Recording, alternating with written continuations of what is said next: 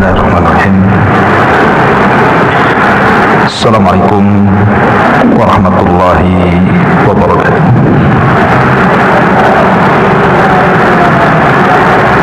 Alhamdulillah wassalatu wassalamu ala Rasulillah wa ala alihi wa sahbihi wa mawalah wa la hawla wa la quwwata illa billahi wa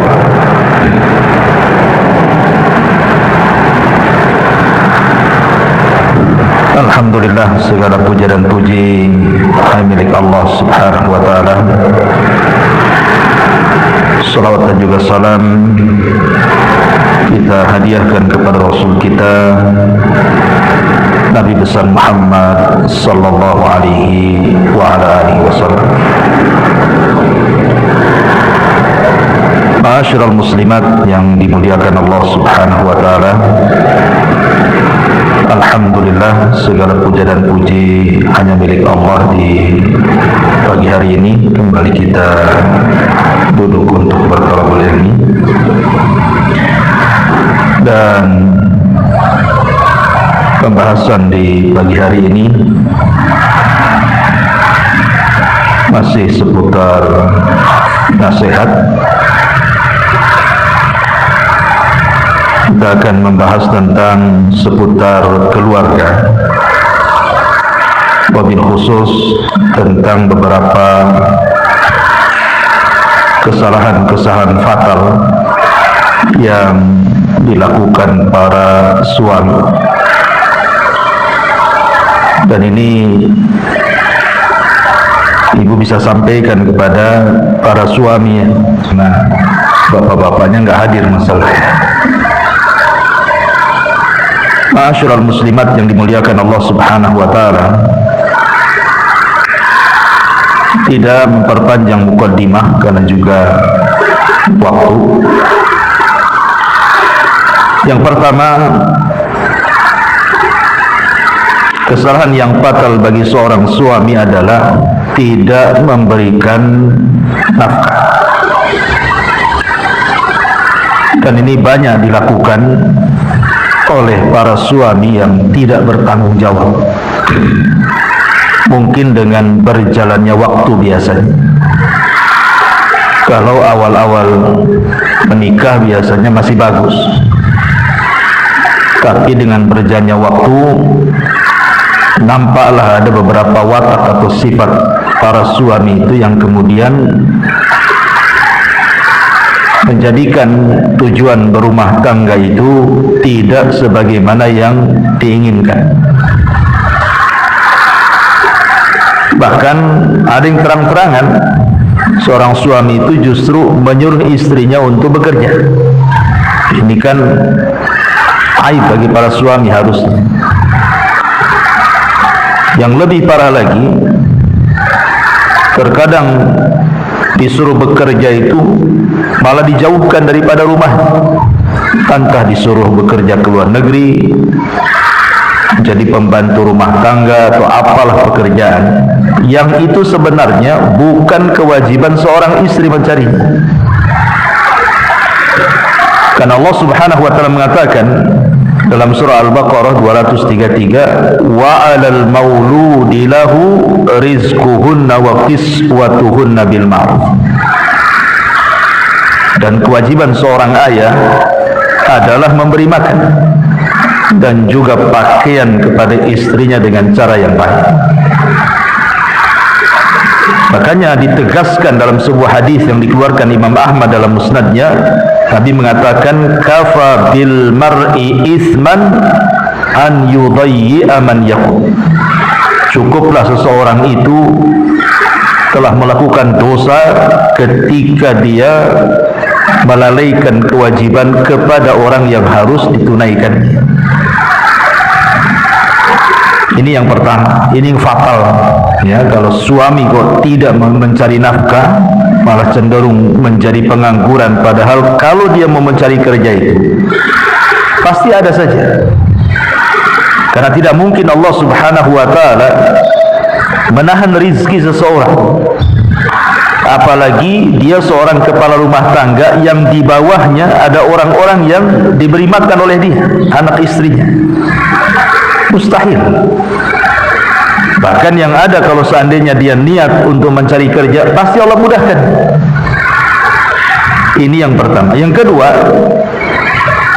mengambil harta istri secara paksa. Ada sebagian suami yang tidak punya akhlak. Terkadang boleh jadi mungkin bahasanya halus, si suami mau ngambil harta istri itu mungkin dengan bahasa-bahasa ya untuk keperluan, nanti diganti, padahal nggak diganti itu, ya.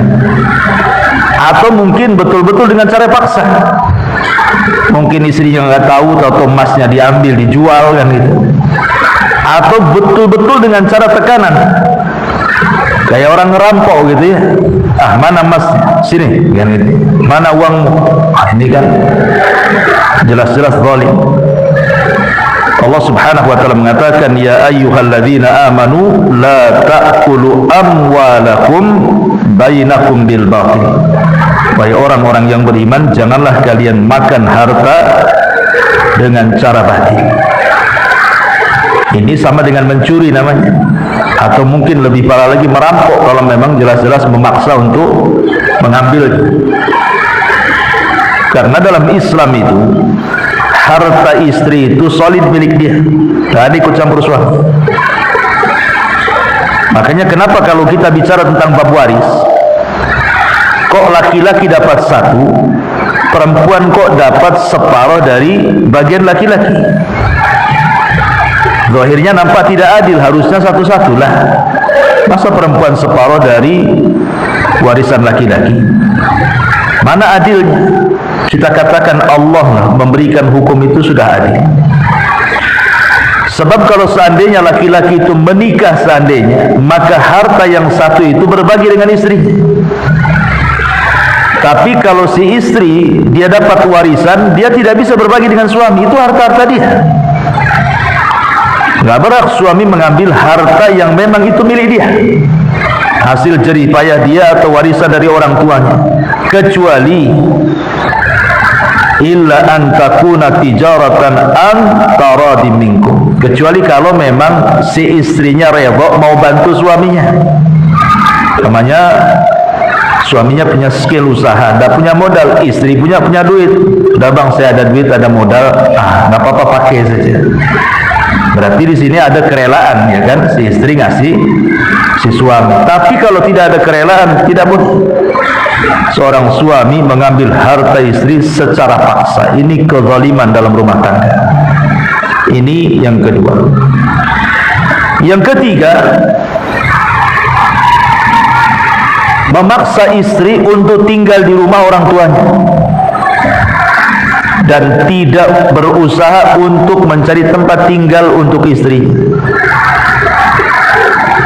Mencari tempat tinggal itu kan tidak harus punya rumah sendiri, beli tanah, bangun rumah, kan tidak harus seperti itu. Kan ngontrak juga bisa. Kalau memang belum ada kesanggupan membuat rumah atau membeli rumah, bisa ngontrak. Tapi kalau seandainya kemudian suami memaksa istrinya tinggal bersama keluarganya, maka ini kezaliman kepada istri. Karena bagaimanapun seorang istri itu harus punya kekuasaan sendiri dalam rumahnya. Sebab kalau campur dengan orang tuanya, dia tidak punya kekuasaan di situ. Dalam bab rumah tangga, dalam bab poligami saja, tidak boleh seorang suami mencampurkan satu rumah dengan istri. Kenapa? Karena tidak punya kekuasaan. Kecuali kalau umpamanya dapurnya sendiri-sendiri, kamarnya sendiri-sendiri, ruang tamunya sendiri-sendiri, kan begitu ya. Karena ada yang sifatnya privasi masalah, yang tidak bisa seseorang itu kemudian nyampur dengan orang lain. Makanya sebuah kezaliman suami kalau memaksa istri tinggal di rumah orang tuanya. Ma'asyiral muslimin yang muslimat yang dimuliakan Allah Azza wa Jalla, tentu di sini baik memaksa tinggal di rumah orang tuanya sendiri atau di rumah orang tua suaminya. Kecuali ada uzur, umpamanya sakit, ya mungkin orang tuanya sakit, kemudian suami meminta dia tinggal di rumah orang tuanya. Untuk merawatnya kan hanya temporary saja, tidak selamanya kan. Kalau sudah sembuh ya baliklah kan. Ini yang ketiga, karena Allah mengatakan dalam surah At-Talaq itu askinuhunna min haitsu sakantum, berilah mereka tempat tinggal yang layak. Ngontrak, ngekos yang jelas, ada tempat tinggal yang layak. Kalau hujan tidak kehujanan, ya panas tidak kepanasan. Ataupun yang nomor 4, ini yang parah lagi. Kalau yang parah, yang ketiga ini kan memaksa tinggal bersama orang tuanya. Ini yang keempat, ini memaksa istri itu untuk membantu ibu suaminya, membantu kerabat-kerabat suaminya. Ini kezaliman, tidak boleh. Kenapa demikian? Karena bukan kewajiban seorang istri itu membantu orang tua suami atau membantu kerabat saudara-saudara daripada suami. Kalaupun seandainya seorang istri itu berbuat baik kepada keluarga suami atau orang tua suami, itu hanya sifatnya ingin mencari perhatian suami saja, ingin berbuat baik kepada suami dengan menghormati keluarga besar dia. Ya, sekali-kali membantulah kalau ada hajat, ada kebutuhan atau lagi sakit dan begitu seterusnya. Makanya Al-Imam Ibnu Utsaimin rahimahullahu taala, beliau pernah ditanya, hal li ummi zauji haqqun ala zaujati, apakah ibu dari suami dia punya hak untuk memaksa menantunya, memaksa menantunya, istri daripada anaknya, untuk membantunya? Maka kata Syekh Utsaimin, la, tidak ada kewajiban. Ummu zauji laisa laha haqqun wajibun ala az-zaujati binisbati ilal khidmati.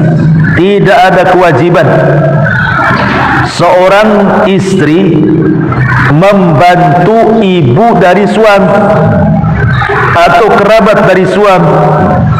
Maksudnya binisbati lil khidmat. Khidmat itu maksudnya ya datang ke rumahnya, nyapu rumahnya, bersihin alat dapurnya, mencucikan pakaiannya dan begitu seterusnya. Itu bukan kewajiban. Tapi kalau ingin berbuat baik tidak ada masalah, tapi bukan kewajiban. Tapi kalau suami ngancam-ngancam gitu kan, kau harus bantu ibuku, bantu saudaraku, ini kezaliman suami. Itu bukan kewajiban istri membantu keluarga suami. Nah, ini juga kesalahan. Jadi ibu kalaupun membantu mertua, ya itu karena kebaikan. Kebaikan apa? Ingin mengambil hati suami supaya lebih sayang lagi, karena kita punya perhatian kepada keluarganya. Sebab kalau kita tidak punya perhatian kepada suami, keluarga suami atau kepada orang tuanya kan, suami pun mungkin malas sama ibu kan gitu. Tetapi kalau dikatakan wajib sampai kemudian memaksa suami untuk membantu orang tuanya atau kerabatnya, ini kesalahan fatal, kezaliman. Tidak boleh. Ini yang nomor 4. Kemudian yang nomor 5, terkadang ada sebagian suami yang tega, artinya ketika istri ini mau bersilaturahim kepada keluarganya. Mungkin dia sudah lama nggak pernah berkunjung sama orang tuanya di kampung mungkin kan, kitanya pula di Batam. Ataupun ingin berkunjung kepada kerabat-kerabatnya, entah saudara kandungnya, paman-pamannya, bibi-bibinya. Terkadang ada suami itu yang menghalang-halangi. Tidak boleh, kamu tidak boleh pergi, kamu tetap di rumah. Nanti berhujah pula dia, kan suamimu lebih harus ditaati dibandingkan orang tuamu. Betul, kaidah itu tidak salah ya. Tetapi kalau seandainya kemudian melarang-larang, mengancam-ngancam tidak boleh seorang istri bersilaturahim kepada keluarganya, ini namanya suami sama saja hendak memutus silaturahim. Dan Allah katakan, fahal asaitum in tawallaitum an tufsidu fil ardi wa tuqatta'u arhamakum. Maka apakah kiranya jika engkau sudah berkuasa merasa jadi suami, kamu berbuat kerusakan di permukaan bumi, kemudian berusaha memutuskan hubungan keluarga, lihat dampaknya. Ulaikal ladzina la'anahumullah fa asammahum wa a'ma absarahum. Mereka lah orang-orang yang dilaknat Allah dan ditulikan telinganya, dan mereka akan dibutakan penglihatannya di hadapan Allah Subhanahu wa taala. Bayangkan sampai ada ancaman laknat dari Allah. Maka tak boleh seorang suami itu melarang-larang istrinya untuk bersilaturahim kepada keluarganya. Tetapi juga istri harus tahu diri juga kan itu. Jangan kemudian setiap waktu ngajak suaminya ke keluarganya, tahu mungkin jauh tempatnya, gaji suaminya pun tidak banyak. Akhirnya karena merengek-rengek terus, terpaksalah suami akhirnya nekat cari uang tanpa melihat halal haram pula. Yang penting istrinya senang, kan nggak boleh juga ya, jadi harus melihat kondisi keuangan juga. Kemudian yang nomor 6, terkadang ada sebagian suami itu kalau mungkin ibu melakukan kesalahan, itu sampai menegurnya itu sampai taraf menyiksa, sampai taraf menyiksa gitu ya. Saya pernah lihat di berita itu sampai dipukuli, bahkan dilukai, bahkan disiram air keras pula, macam-macam ceritanya. Jadi ada suami itu yang suka menyiksa istrinya hanya sebuah kesalahan. Padahal dalam Islam itu, kalaupun seandainya istri itu selingkuh, anggaplah selingkuh, dan betul selingkuh, entah mungkin mukodimahnya dengan melakukan hubungan dengan cara chatting atau ngirim-ngirim foto atau apa, atau mungkin sampai taraf zina, anggaplah dengan laki-laki lain. Apakah kemudian seorang suami boleh menyiksa istrinya gara-gara perselingkuhan seperti itu? Tidak boleh. Walaupun sudah jelas-jelas nih, mesti istri kurang ajar kan begitu. Karena dalam Islam itu ada tahapan-tahapan ketika menasihati seorang suami kepada istri. Dan itu disebutkan di dalam Al-Quranul Karim, surah An-Nisa 34. Allah Subhanahu wa taala mengatakan, wallati takhafuna nusuzahunna fa'idhuhunna wahjuruhunna fil madaji wadribuhunna fa in ata'nakum fala tabghu 'alaihinna sabila innallaha kana 'aliyan kabira.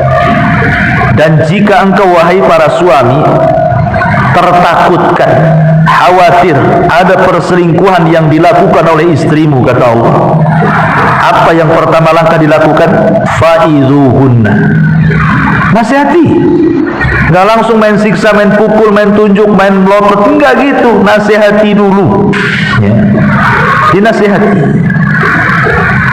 Kalau memang kemudian, karena ada sebagian suami juga yang Masya Allah kadang-kadang tidak punya kepedulian, nggak punya kecemburuan dengan kesalahan istri yang fatal, mudah memaafkan, tidak mau ngasih nasihat, kalau biarin aja lah. Karena mungkin dia sayangnya si suami kepada istri karena cantiknya, karena apanya kan. Jadi walaupun istrinya kurang ajar, ya dibiarin saja pada itu. Mungkin tipe-tipe suami takut istri lah mungkin gitu. Tapi kalau seandainya suami yang bijak kan tidak demikian, dinasihati dulu. Kalau dia tetap ngeyel, baru ada langkah kedua. Kata Allah, wahjuruhunna fil madaji, pisah ranjang.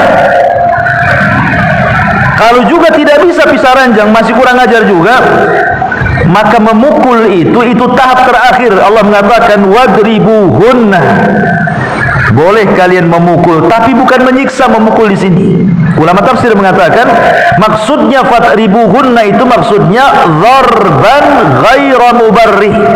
Apa dzarban ghairu mubarrih itu? Maksudnya pukulan yang tidak berbekas. Pukulan yang tidak berbekas. Karena mukul itu sebenarnya hanya simbol bahwa tidak ada jalan lagi kecuali kita pisah, gitu maksudnya. Jadi memukul itu sudah last terakhir itu. Kayaknya sudah nggak jodoh lagi kita ini. Paksalah dia memukul. Tetapi dengan pukulan yang tidak berbekas, tidak melukai, bukan menyiksa. Kemudian yang kedua, syarat memukul itu selain daripada ghairu mubarrih, Tidak boleh memukul wajah. Wala tadribul wajha. Jangan pukul wajah. Kenapa tidak boleh memukul wajah? Karena Allah Subhanahu wa taala telah menciptakan wajah orang. Tidak boleh seseorang itu memukul wajah yang Allah ciptakan dengan sedemikian indahnya. Karena bagaimanapun wajah itu kehormatan masalahnya kan. Makanya sering saya katakan, ibu itu lebih banyak ngaca kakinya, tangannya, badannya atau wajahnya? Pasti wajahnya lah. Makanya kemana-mana bawa cermin kecil. Kalau cermin kecil mana bisa satu badan nampak kan? Namanya ke kakinya gitu, biar mata kakinya nampak. Mata kaki kita nampak, ya mata kepala yang nampak. Makanya di sini dilarang, tidak boleh mukul wajah dan tidak boleh berbekas. Berarti pukulan di sini hanya simbol saja sebenarnya. Ya mungkin mukul pahanya gitu ya, yang banyak dagingnya, bukan bagian-bagian yang bisa mencelakakan fisik dia. Jadi ini kesalahan suami menyiksa istri karena sebuah kesalahan, tidak melalui tahapan-tahapan gitu. Nasihat, kemudian pisah ranjang, baru memukul. Itu pun bukan menyiksa, ya, memukul. Kemudian juga yang nomor 7. Yang nomor 7 di antara kesalahan suami itu adalah memaksa istri untuk melakukan hubungan suami istri yang diharamkan. Mungkin ini mencakup umpamanya memaksa melakukan hubungan gaya binatang yang itu tidak dilakukan oleh manusia, seperti umpamanya melakukan jima lewat duburnya. Ini kan jelas dilaknat. Tidak boleh, jangan mau. Ya, seorang istri dipaksa suaminya untuk melakukan seperti itu. Kenapa? Karena ada hadis yang mengatakan, man ata imra'atan fi duburiha. Barang siapa yang mendatangi istrinya dari duburnya, faqad kafara bima unzila ala Muhammadin sallallahu alaihi wasallam. Dia telah kafir dengan syariat Muhammad sallallahu alaihi wasallam. Ataupun memaksa istri ketika istri sedang haid atau nifas, haram, tidak boleh. Karena Rasul mengatakan juga, man ataha idhan aw imra'atan fi duburiha aw kahinan fasaddaqahu faqad kafara bima unzila ala Muhammadin sallallahu alaihi wasallam. Rawahu Ahmad wa Tirmidzi wa Nasa'i wa Ibnu Dawud. Barang siapa yang mendatangi istrinya dan dia sedang haid, atau mendatangi istrinya dari duburnya, atau mendatangi dukun dan membenarkan ucapannya, maka dia telah kufur dengan syariat Muhammad sallallahu alaihi wa ala alihi wasallam. Jadi tidak boleh, ya. Ibu jangan mau juga kalau suami maksa seperti itu. Atau mungkin meniru orang-orang barat lah, ya. Meniru orang-orang barat yang menjijikkan bahasanya, mungkin disuruh makan kotoran atau apa, naudzubillah. Intinya bahwa kalau memang dia memaksa untuk melakukan hubungan yang aneh-aneh, yang tidak sejalur dengan fitrah dan juga syariat Islam, maka ibu jangan mau. Karena ini kezaliman suami. Ngapain maksa-maksa seperti itu? Terkadang binatang saja tidak melakukannya, manusia pula melakukannya. Naudzubillah, ya.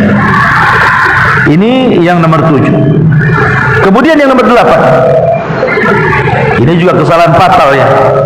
Yang nomor 8, meninggalkan istri dengan cara menggantung, tidak menceraikan, ya tidak memberikan nafkah. Ada suami ini kalau seandainya dia nggak senang dengan istrinya, langsung pergi dia.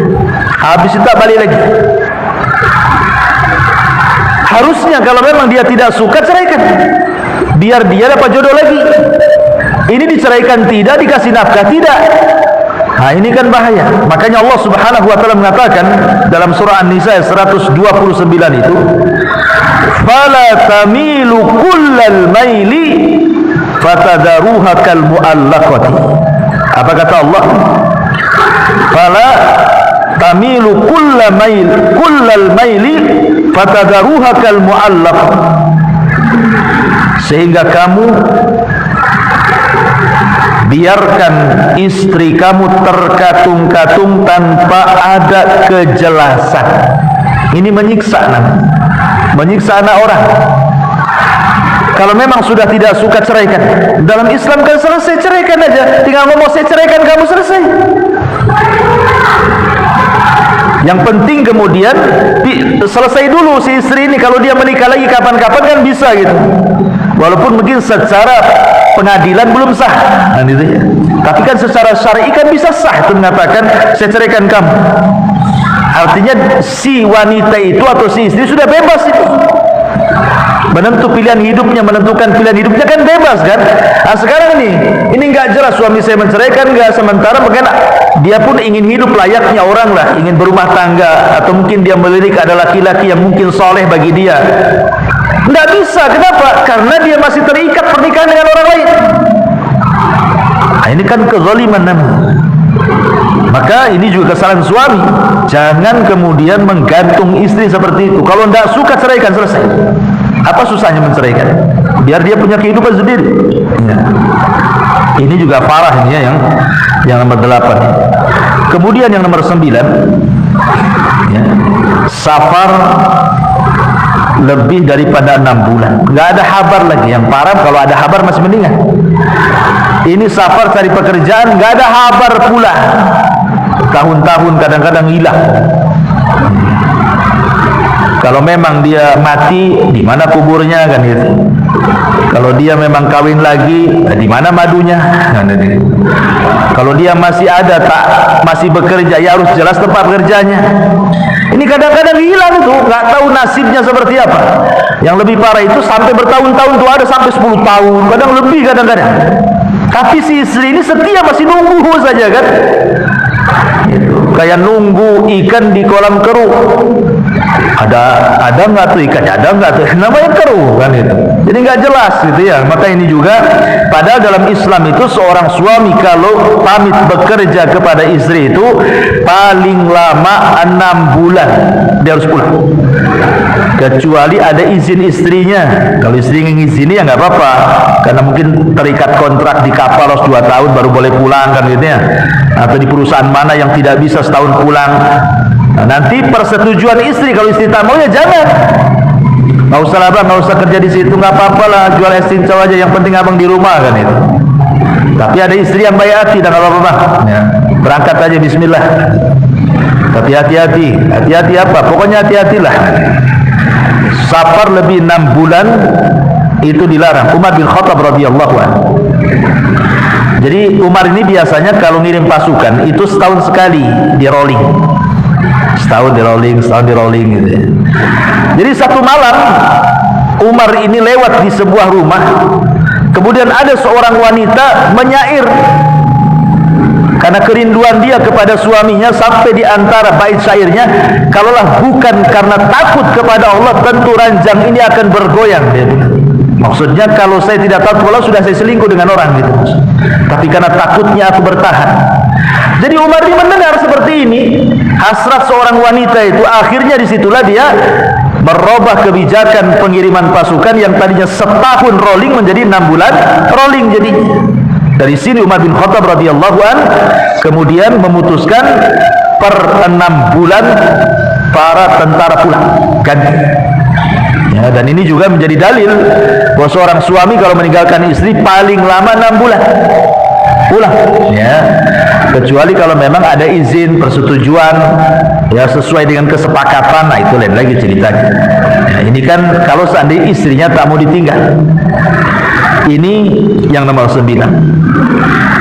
Dan yang nomor 10 ini juga fatal, tidak memberi keamanan ya.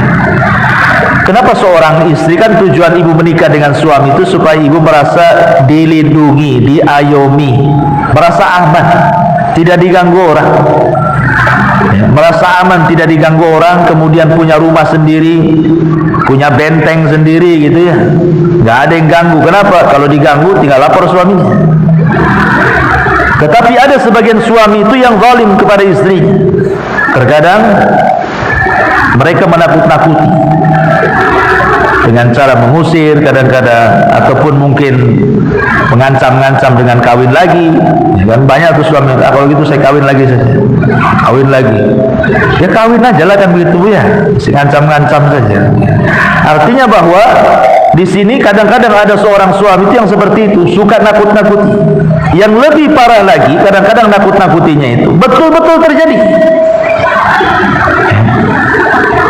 Kamu kalau macam-macam saya usir. Akhirnya ada masalah, langsung betul-betul diusir. Semua barang-barang ditaruh di rumah, dikunci dari dalam, pulang kau ke rumah sana. Lah yang seperti ini tidak boleh, karena Rasul mengatakan la yahillu li muslimin an yurawwi'a muslimah. Tidak halal alias haram seorang muslim saja menakut-nakuti muslim yang lain aja haram. Apalagi seorang suami menakut-nakuti istrinya, ini kezaliman. Inilah yang disebutkan para ulama, ini kesalahan yang fatal. Kesalahan yang fatal suami kepada istri, ya, 10 perkara yang harus diketahui para suami, jangan sampai melakukan 10 perkara, karena ini kesalahan fatal. Kesalahan fatal. Yang lebih fatal lagi ya ada, seperti mamanya suaminya nggak mau sholat. Suaminya nggak mau sholat. Kalau suami tidak mau sholat, tidak taat kepada Allah, macam mana rumah tangganya akan diberkahi? Makanya kalau ada seorang istri diuji suaminya tidak mau ibadah, maka kadang-kadang saya sering ditelepon oleh seorang ibu itu, gimana Ustaz, suami saya memang baik secara akhlak, tapi dia tak baik pula secara ibadah. Yang satunya terbalik, Ustaz, Masya Allah, suami saya itu rajin ngaji, sholat, tapi tukang gampar katanya. Yang satu baik akhlaknya, yang satu bejat agamanya. Yang satu baik agamanya, bejat pula akhlaknya. Makanya rumah tangga itu kalau ingin sakinah mawaddah, ya dua-duanya harus ada lah. Ya, dia ahli ibadah juga punya akhlak. Makanya kenapa Rasul mengatakan kepada kita orang tua, kalau kita ini punya anak gadis, kemudian ada yang melamar, kata Rasul, kalau ada laki-laki yang melamar putrimu, kemudian baik agamanya, kemudian baik akhlaknya, segera nikahkan dengan laki-laki. Kalau tidak, rusak agamamu. Kalau tidak, rusak anak-anak. Karena yang merusak anak itu tadi, namanya mendapatkan suami bagus agamanya, tak bagus pula akhlaknya. Kasihan anak kita kena gampar terus, kan itu. Atau sebaliknya, memang suaminya baik, Bu, Masya Allah, dikasih rumah, dikasih ini, tapi apa kemudian dia menjerumuskan anak kita ke neraka jadinya? Nah, ini salah siapa? Orang tuanya lah membiarkan anaknya menjerumuskan lagi anaknya ke neraka. Enak di dunia sesat, harus masuk neraka pula. Alhamdulillah. Ya. Jadi ada suami-suami yang seperti ini, ya, mereka tidak mau sholat, ya ibadah, tapi minimalnya kalau seandainya baik agama, walaupun akhlak tidak baik, kan akhlak ini bisa diperbaiki sedikit demi sedikit. Sebab kalau sudah rusak agama, lebih sulit tuh untuk baik akhlaknya. Karena kalau tahu agama kan takut kepada Allah minimal. Nanti lama-lama Allah kasih hidayah. Tak mungkin lah kalau sholat-sholat terus kok nggak dapat hidayah, asik gitu terus kan. Pasti satu hari pun akan berubah. Karena dia dekat dengan hidayah. Lain dengan yang baik akhlaknya, dia jauh dari hidayah. Ya mungkin dia baik, lama-lama ada waktu-waktunya dia jahat tuh nantinya.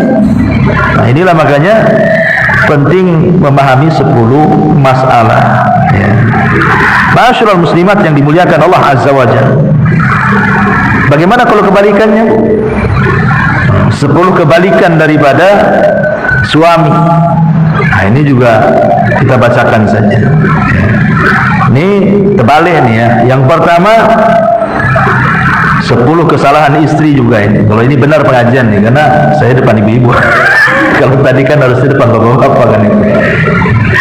Yang pertama, Bu, ya, kesalahan ibu, jangan mengkhianati suami. Jangan pernah mengkhianati suami. Dengan cara apa mengkhianati suami? Ini yang saya sebutkan yang parah-parah saja, ya. Kalau mau disebutkan kesalahan ibu, ya banyak lah. Saya sebutkan yang parah-parah saja. Jadi jangan mengkhianati suami itu seperti ibu melakukan hubungan dengan laki-laki lain. Ya, mungkin hubungannya ringan, tadi hanya ngechat saja, atau kirim-kiriman foto, atau ngobrol. Tapi ada yang lebih parah sampai berselingkuh, betul, berzina. Ya. Maka ini pengkhianatan tingkat tinggi dalam rumah tangga. Bahkan yang lebih parah sampai dalam hubungan. Seorang istri ketika berhubungan dengan suami, ketika berhubungan itu yang dibayangkan seolah-olah bukan suami dia yang sedang menghubungi dia, tapi orang lain yang sedang berhubungan dengan dia. Ini syaitan. Ya, ini namanya ada jin namanya jin al-asyik. Ya. Ada nama jin itu namanya jin al-asyik. Jin al-asyik ini yang suka mengganggu rumah tangga. Masuk kepada para wanita, kemudian menghayalkan laki-laki lagi. Terkadang laki-laki ini mungkin ibu tidak kenal, tidak pernah ketemu, tidak pernah salaman, tidak pernah ngobrol. Boleh jadi mungkin artis-artis yang ibu nggak kenal, mungkin tengok drakor gitu ya, drama Korea. Habis tengok artisnya, tengok pula suami ibu. Oh beda, yang ini putih, yang ini hitam gitu. Hitam putih jadi gitu ya. Akhirnya kemudian kebayang pula, ini nggak boleh. Kalau sudah menjadi suami, terimalah takdirmu. Terima takdir, itulah takdir. Justru di situ letak sorganya ibu itu, sabar.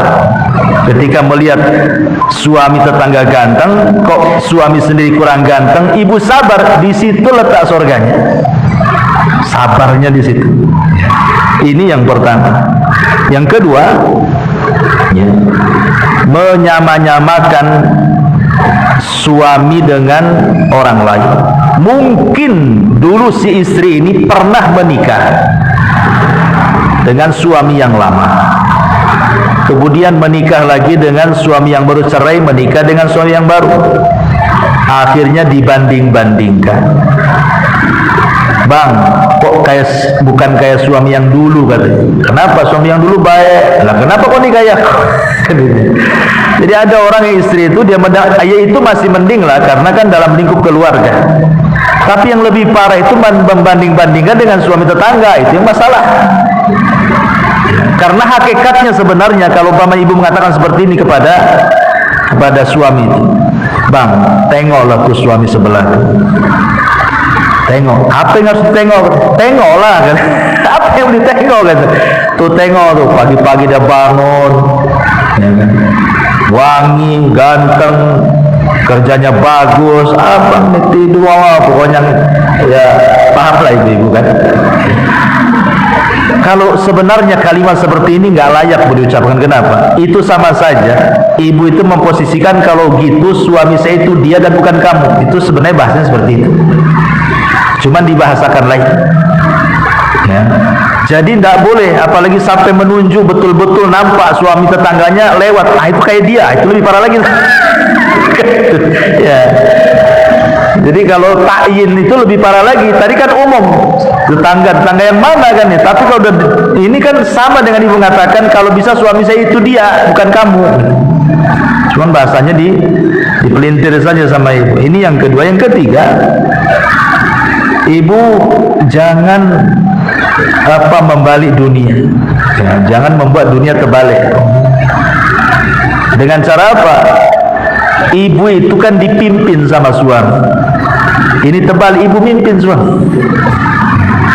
Ada perempuan-perempuan itu mau jadi pemimpin, mau dipilih dia untuk presiden 2024. Jadi ibu ini maunya jadi pemimpin dalam rumah. Nggak boleh ibu.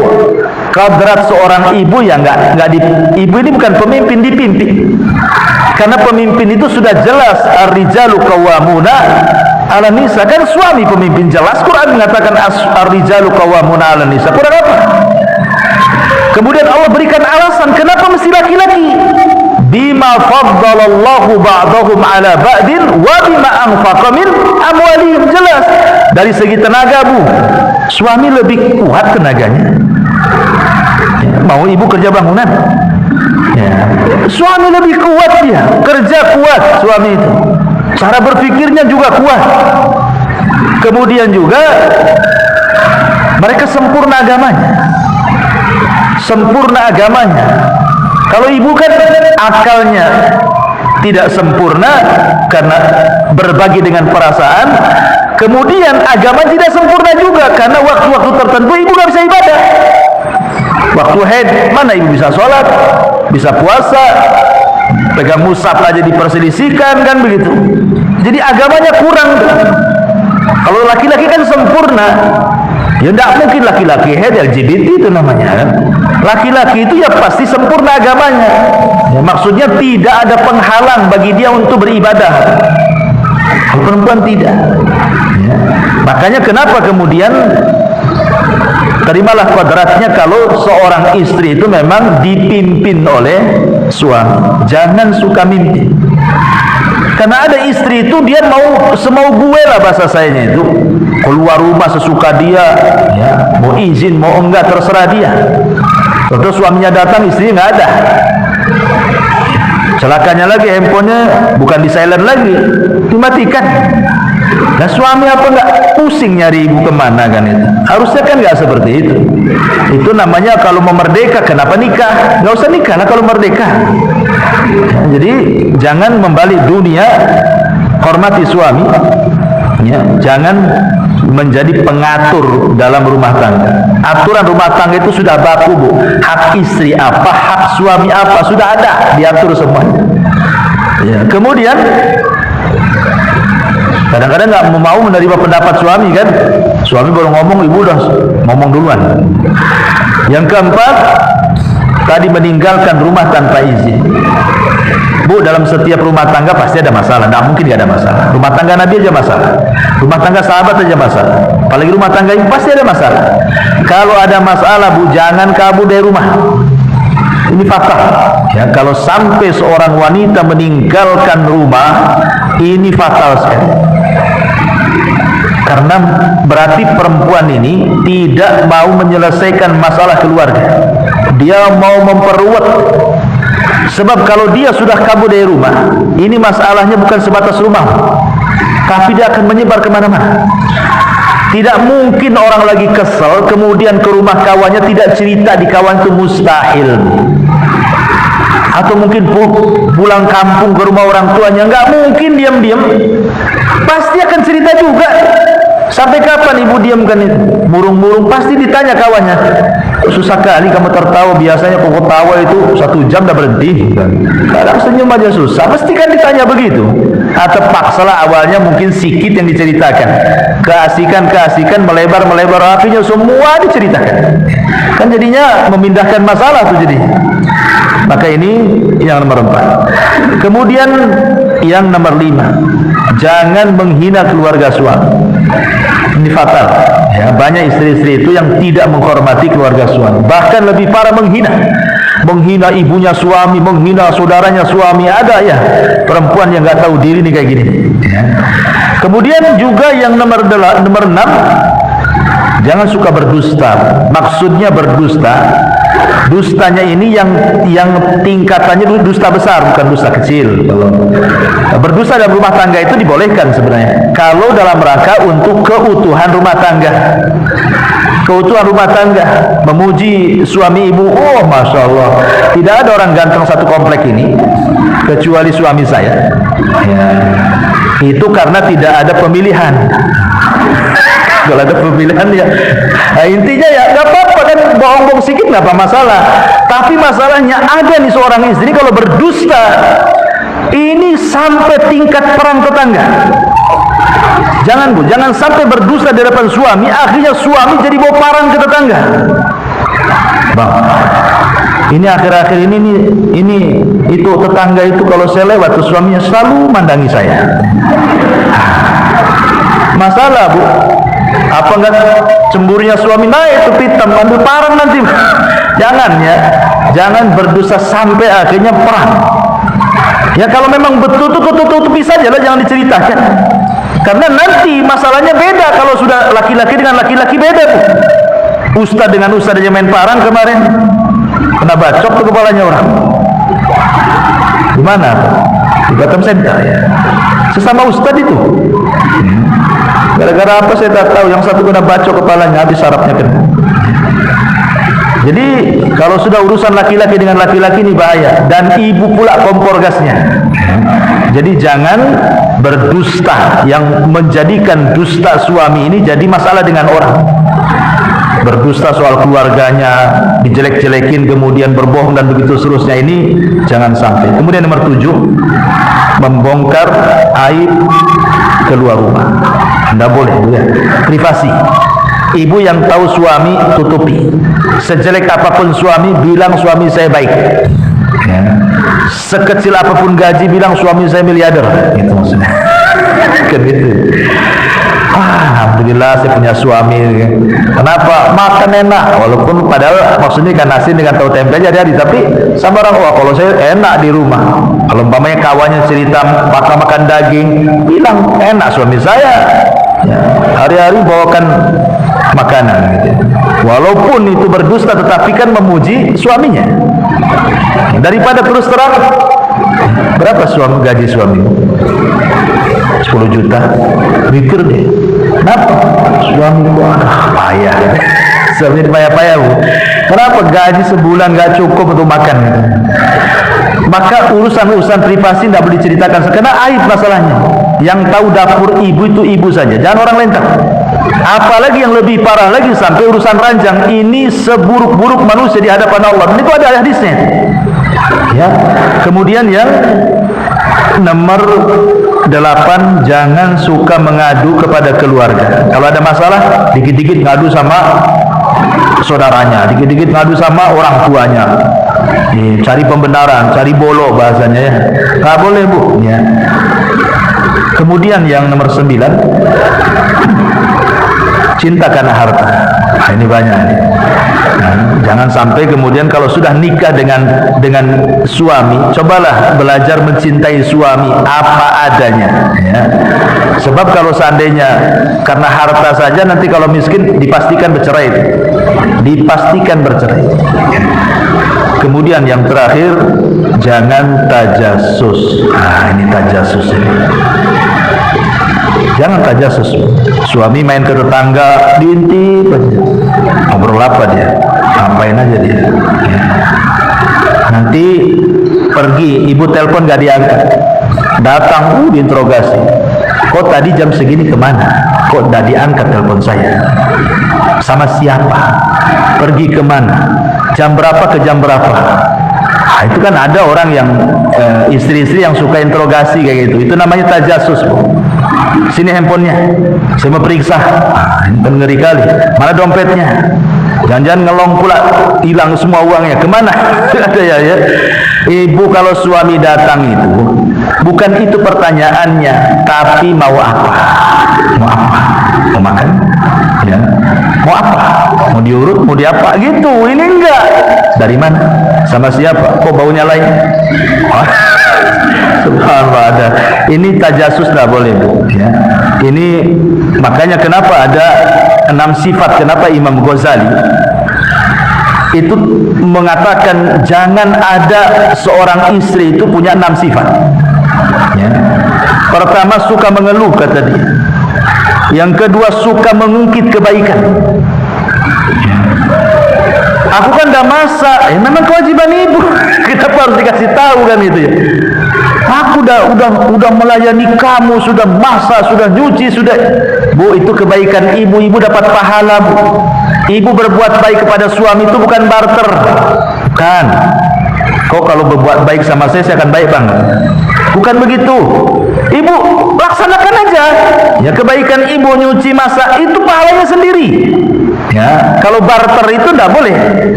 Jadi karena ibu kan menjadi istri itu, untuk apa ibu jadi istri? Kan ingin cari pahala masuk surga. Tapi kalau sudah kebaikan sistem barter, Bu, itu tidak bisa. Ya. Jadi jangan berbuat baik kepada suami itu dengan sistem barter. Pokoknya laksanakan aja kewajiban ibu. Soal suami jahat terserah. Yang penting saya melaksanakan selaku seorang istri, itu maksudnya. Karena saya tidak mengharap pahala engkau, wahai suamiku. Saya mengharap pahala Allah, itu maksudnya. Jadi jangan suka mengkata Imam Ghazali, jangan suka mengungkit kebaikan. Yang ketiga, ya, jangan suka menceritakan masa lalu. Jangan suka menceritakan masa lalu. Kan ada tuh seorang, mungkin maaf kadang-kadang dulunya mungkin ya masa lalunya suka gonta-ganti pasangan, pacaran atau apa. Sekarang sudah menikah, jangan diceritakan tuh pacar-pacar 1, 2, 3, 4. Banyak kali butuh pacarnya dulu. Tidak usah tutup, ini suami saya, inilah pacar saya, selesai. Ya. Kemudian kata Imam Ghazali yang keempat, jangan sampai memiliki sifat selalu membesar-besarkan dunia. Ya. Suami tahu gajinya berapa, pokoknya karena sekarang sudah ada di udah handphone semua belanjaan, Bu. Wah, hari-hari Tokopedia aja ditonton di Bu. Tokopedia, Marketplace, apalagi tuh. Nah, akhirnya tas lewat, ini lewat, itu lewat. Tahu gaji suami seberapa? Ini yang branded itu yang ditonton. Kan gitu ya. Gaji setahun habis, lalu beli satu tas tuh. Jangan selalu membesar-besarkan dunia. Ya, terimalah apa adanya. Kemudian yang nomor 5 kata Imam Ghazali, ya, wanita yang jangan suka berdandan sepanjang hari. Ya, berdandan boleh, tapi ada waktu-waktunya. Tapi kalau terus saja berdandan, Bang, kayaknya ini yang sebelah sini agak sengit nih katanya. Ini perlu obat nih, harganya sekian. Udah dibelikan obat sama suami. Nampaknya Bang perlu bedak nih, tapi harganya sekian. Nampaknya kita harus operasi nih Bang, ini harus dikasih silikon sebelah sini. Habislah itu uang suaminya untuk itu aja Bu ya. Kemudian kata Imam Ghazali yang nomor 6, dia mengatakan jangan suka nyinyir. Ya, itu disebut sedekah namanya. Suka nyinyir atau apa? Banyak bicara, ember. Wallahu a'lam. Iya, itulah diantara beberapa faedah yang saya kira cukup. Tapi telat ada pertanyaan. Subhanaka bihamdika asyhadu an la ilaha illa anta astaghfiruka wa atubu ilaik. Wallahu a'lam. Assalamualaikum warahmatullahi wabarakatuh.